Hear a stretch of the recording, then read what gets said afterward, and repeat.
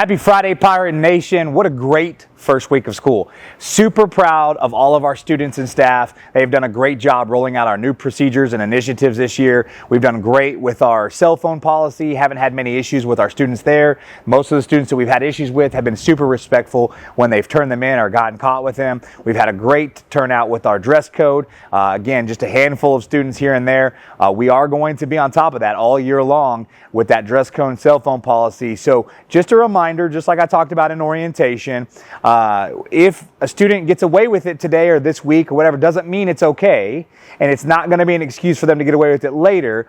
We have 2,000 students, so we're doing the best that we can to catch every student all the time, but sometimes they do make it through the fray, so we apologize for that. But overall, we are super excited about this week. It has been fantastic.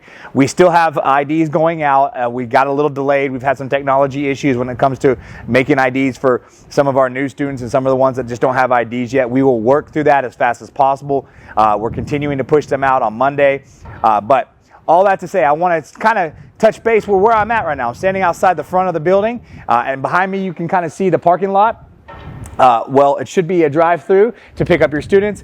So earlier today, I sent out a Parent Square message that talked about our new pickup and drop-off procedures. As you probably have noticed this morning or this week and after school, we've had a lot of parking and driving and traffic issues. And so in order to alleviate some of those things, we want to kind of clear up our policy for drop-off and pickup. So in the morning on this front loop that's right behind me and in the afternoon, the two outer lanes are going to be for the pickup and the drop-off. So we'll have some people out here helping direct some of that traffic, but you should be there only to get your students. Once you get your students, you need to exit as soon as possible. The middle lane needs to be kept clear, because if a student gets picked up in the back of that loop and that parent needs to get out, we want to be able to get them out so we can get the next parent in. So the middle lane stays clear.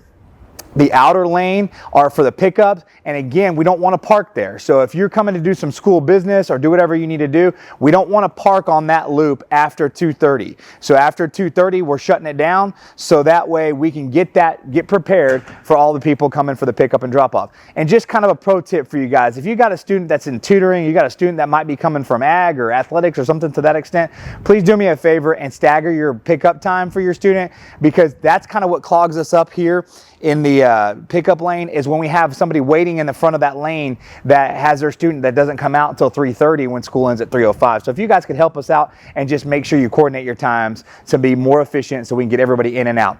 Also in the mornings, it'll work just like this, the same way. Just drop your students and go. We got to make sure that we drop them and go. So a couple of quick tips on that in the morning. Number one, please don't get into that middle lane until you are ready to turn into the circle, because that middle lane will block our buses from being able to get to the bus loop. It also blocks our staff from being able to get to the staff parking lot. So if you will wait to get into that middle lane until you get closer to the loop, that would be great.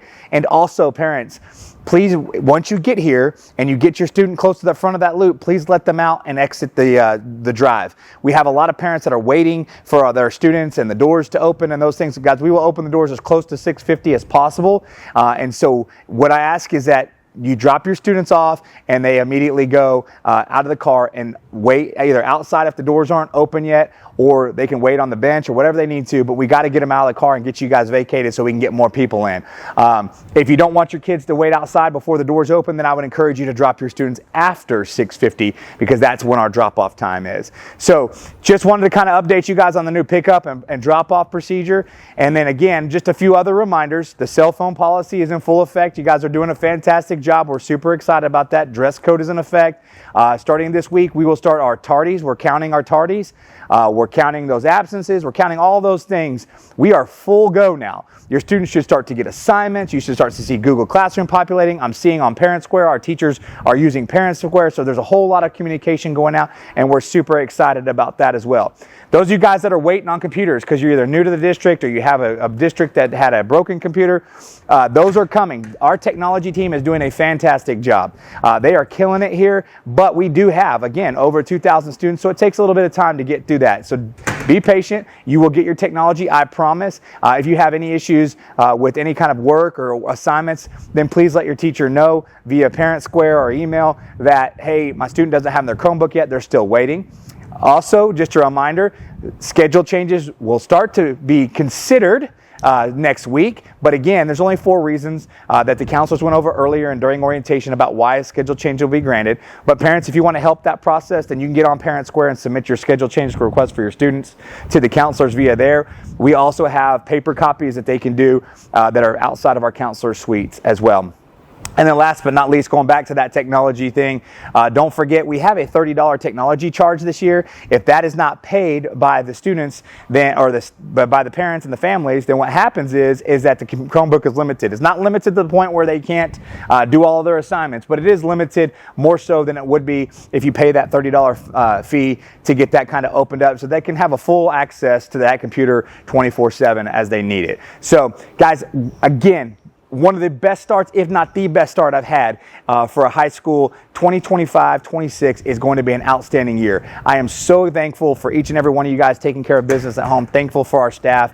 Thankful for everything that you guys do to make this year great. And if it keeps on like we're doing, then we will have the best school year yet. Thank you guys for everything. And now, here are the announcements.